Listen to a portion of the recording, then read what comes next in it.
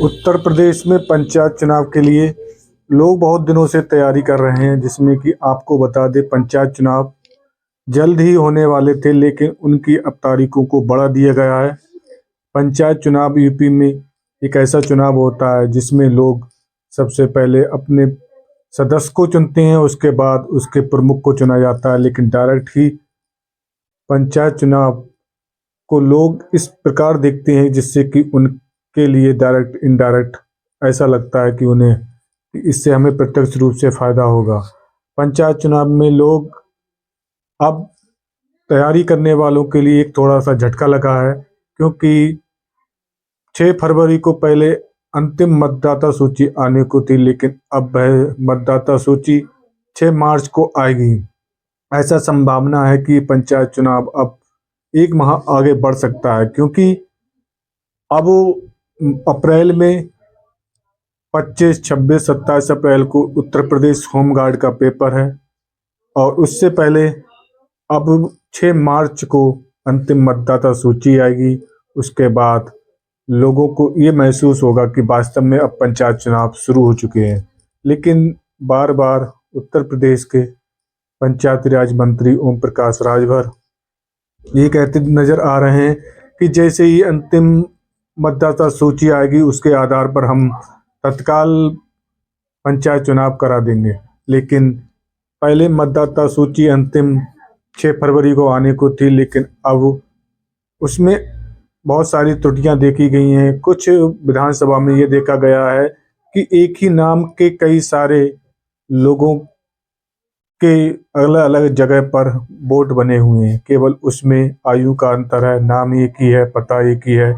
ये बीएलओ ने या उनके टाइप होने वालों ने कुछ कमी कर दी है, जिस कारण लोगों को दिक्कतें आ रही हैं और वोटों की संख्या भी बढ़ गई है।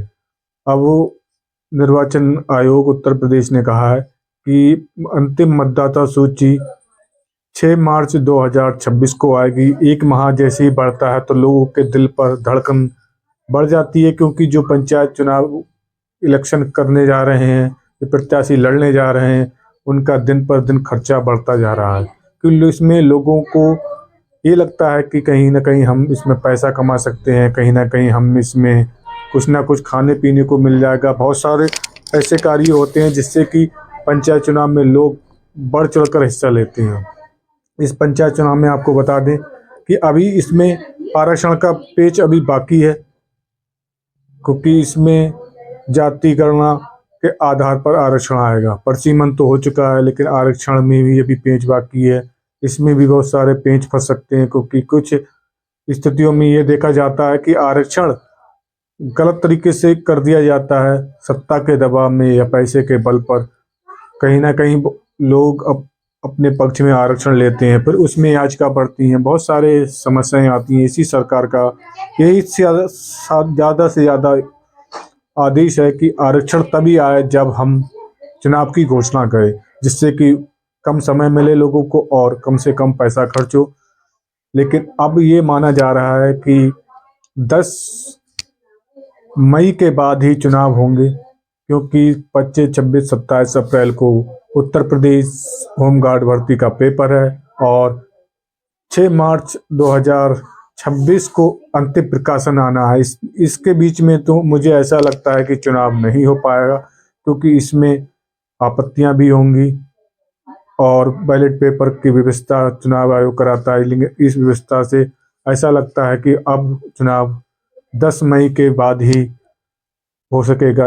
लोगों का अनुमान ये है कि अब मई के अंतिम और जून के प्रथम सप्ताह में पंचायत चुनाव यूपी में करा लिए जाएंगे।